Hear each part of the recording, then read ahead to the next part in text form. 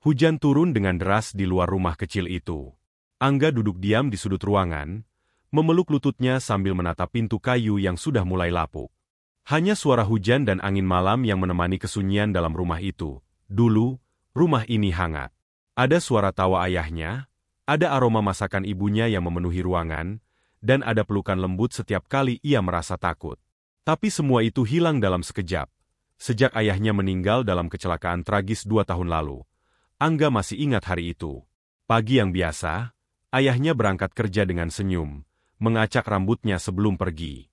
Jaga ibu, ya, katanya. Tapi sore harinya, yang pulang bukan ayahnya, melainkan kabar buruk bahwa sebuah truk menabrak motornya di jalan raya. Sejak hari itu, ibunya berubah. Wanita yang dulu penuh kasih kini menjadi sosok yang dingin dan tak lagi peduli. Tak ada lagi cerita sebelum tidur. Tak ada lagi kecupan di keningnya. Bahkan sekadar senyuman pun sulit ia lihat dari wajah ibunya. Angga kecil tidak mengerti.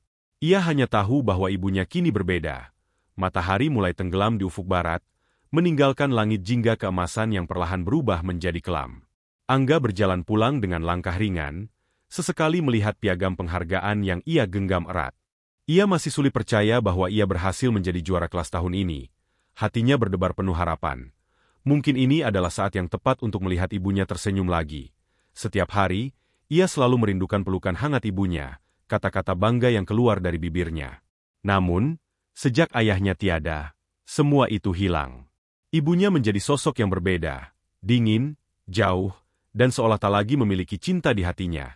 Tapi hari ini, Angga yakin sesuatu akan berubah. Ia melangkah melewati gang sempit menuju rumahnya. Rumah kecil itu tampak gelap. Hanya diterangi cahaya redup dari lampu minyak di sudut ruangan. Angga membuka pintu perlahan dan masuk. Ibunya, Mirna, sedang duduk di kursi tua dengan tatapan kosong, terlihat lelah setelah seharian berjualan di pasar. Wajahnya semakin tirus, garis-garis keletihan semakin jelas tergambar di sana. Angga mendekat dengan hati-hati. Ibu, panggilnya pelan. Mirna tidak menoleh. Ia hanya sibuk merapikan kantong belanjaannya. Ibu, aku juara kelas. Lanjut Angga. Kali ini dengan suara sedikit lebih nyaring. Ia mengangkat piagamnya dengan bangga, berharap ibunya melihatnya, berharap ada secercah kebanggaan di wajahnya. Mirna akhirnya melirik sekilas ke arah kertas yang dipegang Angga. Sekejap saja, lalu kembali sibuk dengan tangannya yang sibuk membuka kantong plastik berisi sayuran. Tak ada reaksi, tak ada senyuman, tak ada pelukan yang ia rindukan. Angga menelan ludah. Ia menunggu, berharap ibunya akan berkata sesuatu. Namun yang ia dengar hanyalah suara desahan napas panjang ibunya. Apa itu bisa bikin kita punya uang? Suara Mirna datar, tanpa emosi. Angga terdiam. Kamu sekolah tinggi-tinggi, dapat piagam, tapi apa gunanya kalau kita tetap miskin? Lanjutnya tanpa menatap Angga. Kata-kata itu menusuk hati Angga lebih tajam dari pisau manapun. Selama ini, ia berusaha keras. Belajar sampai larut, membaca buku saat teman-temannya bermain, berjuang untuk menjadi yang terbaik di kelas. Ia pikir, dengan menjadi anak yang pintar, ibunya akan bangga. Tapi ternyata tidak, matanya mulai berkaca-kaca. Tapi ia menahannya. Ia tak ingin menangis di depan ibunya. Dengan tangan gemetar, ia menurunkan piagamnya perlahan. Maaf, Bu, katanya lirih. Mirna tidak menjawab. Ia hanya bangkit dari kursi, membawa belanjaannya ke dapur, dan menghilang ke dalam kegelapan ruangan. Angga masih berdiri di tempatnya, merasakan hatinya remuk. Di tangannya, piagam itu masih tergenggam. Piagam yang sebelumnya terasa begitu berharga, kini terasa begitu hampa. Malam itu, untuk pertama kalinya, Angga mulai meragukan dirinya sendiri. Mungkin benar kata ibunya, mungkin, ia memang tidak berguna. Malam turun dengan kelam di rumah kecil itu. Angga duduk di sudut ruangan dengan buku-buku sekolahnya berserakan di meja kayu yang sudah lapuk. Lampu minyak di sudut ruangan menjadi satu-satunya penerangan, membuat bayangan tubuhnya menari di dinding. Ia baru saja menyelesaikan tugas sekolahnya ketika suara pintu terbuka keras. Mirna masuk dengan wajah letih dan penuh amarah. Angga! Suaranya menggema di dalam rumah sempit itu. Angga menoleh, mendapati ibunya berdiri di dekat pintu dengan kantong belanjaan yang hampir terjatuh dari tangannya. Ya, Bu, jawabnya hati-hati. Mirna melemparkan kantong plastik berisi sayuran ke atas meja dengan kasar. Ia duduk di kursi dengan napas memburu. Aku capek. Angga. Aku capek harus bekerja sendirian sementara kamu cuma duduk belajar setiap hari. Suaranya penuh keluhan. Angga menunduk.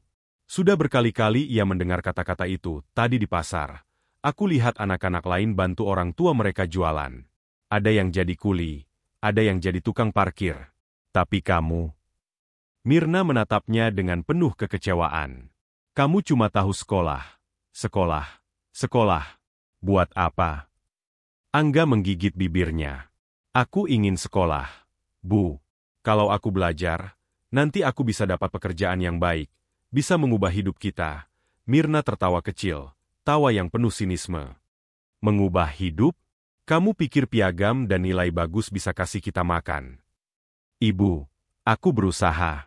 Aku ingin jadi seseorang yang bisa membanggakan ibu. Suara Angga semakin pelan.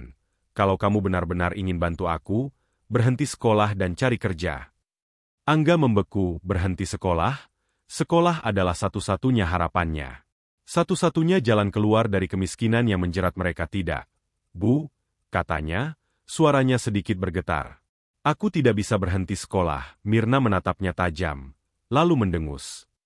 Kalau begitu, pergi dari sini, Angga menatap ibunya, berharap itu hanya gurauan. Tapi ekspresi dingin di wajah ibunya mengatakan sebaliknya, pergi. Aku tidak butuh orang yang hanya jadi beban. Suara ibunya tajam seperti pisau. Angga merasakan jantungnya berdegup kencang. Dadanya sesak, Bu, aku anak ibu tapi kamu tidak berguna. Kata-kata itu menghantamnya lebih keras dari tamparan. Untuk sesaat, keheningan menyelimuti ruangan itu. Hanya suara nyala kecil dari lampu minyak yang terdengar. Dengan tangan gemetar, Angga bangkit dari tempat duduknya. Tanpa berkata apapun, ia masuk ke kamarnya, mengambil tas usangnya, dan mulai mengemas beberapa pakaian serta buku-buku yang ia miliki. Tangannya terhenti di atas meja kecil tempat piagamnya tergeletak. Piagam yang dulu ia banggakan, yang seharusnya menjadi bukti bahwa ia berharga. Ia menatapnya sejenak, lalu mengambilnya, melipatnya perlahan, dan memasukkannya ke dalam tas. Ketika ia kembali ke ruang depan, ibunya masih duduk di kursi dengan wajah keras, seolah tak peduli bahwa putranya akan pergi. Angga menatapnya sekali lagi, berharap ibunya akan berubah pikiran. Tapi tidak. Tak ada permintaan maaf. Tak ada kata-kata penyesalan. Hanya tatapan kosong yang seolah berkata bahwa ia memang tak diinginkan di sana. Dengan langkah berat, Angga membuka pintu rumah. Angin malam langsung menyambutnya, menusuk kulitnya dengan dingin. Ia melangkah keluar, meninggalkan rumah yang seharusnya menjadi tempat paling aman baginya. Sebelum menutup pintu, ia menoleh sekali lagi, Ibu, aku pamit. Mirna tetap diam, tak menoleh sedikit pun. Dengan hati yang remuk, Angga menutup pintu dan melangkah pergi ke dalam kegelapan malam. Untuk pertama kalinya dalam hidupnya, ia benar-benar sendirian. Malam itu, Angga berjalan tanpa tujuan. Angin dingin menusuk kulitnya, namun hatinya terasa lebih dingin. Di tangannya, hanya ada satu tas kecil berisi beberapa pakaian dan buku pelajarannya. Ia tidak tahu harus pergi kemana. Tidak ada rumah lain yang bisa ia tuju. Tidak ada sanak saudara yang bisa menampungnya. Yang ia miliki hanyalah dirinya sendiri, dan impian yang masih ia genggam erat. Aku harus bertahan. Ia tidur di emperan toko malam itu. Udara dingin membuat tubuhnya menggigil, tapi yang lebih menyakitkan adalah kenyataan bahwa ia tak lagi punya tempat yang bisa ia sebut rumah. Namun, Angga tidak menyerah. Keesokan harinya, ia mulai mencari pekerjaan. Ia bekerja serabutan, mengangkat barang di pasar, menjadi tukang bersih-bersih di warung, bahkan membantu tukang parkir. Semua itu ia lakukan hanya untuk bisa membeli makanan dan bertahan hidup. Namun, di sela kesibukannya, ia tetap bersekolah. Setiap pagi, ia berusaha terlihat rapi meski bajunya lusuh. Ia datang ke sekolah dengan semangat yang sama seperti sebelumnya, seakan tak ada yang berubah. Ia tetap duduk di bangku paling depan, mencatat setiap pelajaran, mengerjakan tugas dengan sungguh-sungguh. Guru-gurunya mulai memperhatikan. Mereka tahu bahwa Angga adalah anak yang cerdas, selalu mendapat nilai terbaik. Tapi mereka juga melihat lingkaran hitam di bawah matanya, seragamnya yang semakin kusut, serta tubuhnya yang semakin kurus. Suatu hari, wali kelasnya, Pak Haris, memanggilnya ke ruang guru. Angga, kamu baik-baik saja? Tanyanya dengan nada lembut. Angga tersenyum kecil. Saya baik-baik saja. Pak Haris menatapnya, seolah bisa melihat kebohongan di balik senyum itu. Angga, saya tahu keadaanmu tidak mudah, katanya pelan. Tapi kamu anak yang pintar. Kamu punya masa depan yang cerah. Jangan pernah menyerah. Angga menggigit bibirnya, menahan air mata yang ingin keluar. Beberapa minggu kemudian, sekolah mengumumkan beasiswa untuk siswa berprestasi dari keluarga kurang mampu. Tanpa sepengetahuan Angga, Pak Haris dan beberapa guru lainnya merekomendasikan namanya, dan akhirnya, ia mendapatkannya. Beasiswa itu menutupi semua biaya sekolahnya, bahkan memberinya uang saku setiap bulan. Bagi Angga, ini adalah titik balik. Ia tidak perlu lagi bekerja sampai larut malam untuk sekadar makan. Ia bisa fokus belajar, mengejar impiannya tanpa harus khawatir akan keesokan harinya. Perjalanan menuju kesuksesan, waktu terus berjalan. Angga semakin bersinar di sekolahnya. Ia selalu menjadi yang terbaik dalam setiap mata pelajaran, mengikuti berbagai lomba, dan membuktikan bahwa ia mampu. Ketika kelulusan SMA tiba, ia kembali mendapatkan beasiswa penuh untuk melanjutkan kuliah di salah satu universitas terbaik di negeri ini. Namun, di titik ini, ibunya tidak tahu apapun tentangnya. Ia tidak pernah kembali ke rumah itu. Tidak ada kabar, tidak ada surat. Hanya kenangan yang tersimpan di dalam hatinya. Di universitas, ia bekerja lebih keras lagi. Ia mengambil jurusan manajemen bisnis, belajar tentang dunia usaha, keuangan, dan kepemimpinan. Setiap malam, ia mengingat kata-kata ibunya, "Kamu tidak berguna." Kata-kata itu menjadi luka yang tidak pernah sembuh, tapi juga menjadi bahan bakar yang membuatnya terus maju. Aku akan membuktikan bahwa aku bisa, dan akhirnya, setelah bertahun-tahun berjuang, ia lulus dengan predikat cum laude. Dari sana, pintu kesuksesan mulai terbuka lebar. Ia diterima bekerja di sebuah perusahaan besar, memulai dari bawah, bekerja siang dan malam, membangun karirnya dengan kerja keras dan ketekunan. Dan dalam waktu kurang dari 10 tahun, ia naik ke puncak. Di usia 30 tahun, ia menjadi manajer senior di perusahaan multinasional. Ia kini memiliki kehidupan yang mapan, rumah yang nyaman, mobil pribadi, dan segala hal yang dulu hanya bisa ia impikan. Namun, di balik semua pencapaiannya, ada satu hal yang masih mengganjal di hatinya. Ibunya, sudah 15 tahun berlalu sejak ia meninggalkan rumah. Selama itu, ia tidak pernah kembali, tidak pernah menghubungi ibunya. Ia bertanya-tanya, bagaimana keadaan ibunya sekarang? Apakah ia masih di sana? Apakah ia baik-baik saja? Dengan perasaan campur aduk, ia akhirnya mengambil keputusan. Ia akan pulang. Angga berdiri di depan rumah lamanya. Namun, yang ia temukan hanyalah rumah kosong, dengan dinding yang mulai runtuh. Ia bertanya kepada tetangga, "Bu Mirna?" "Dia sudah lama pergi dari rumah itu," kata seorang ibu parubaya. "Kemana?" "Bu?"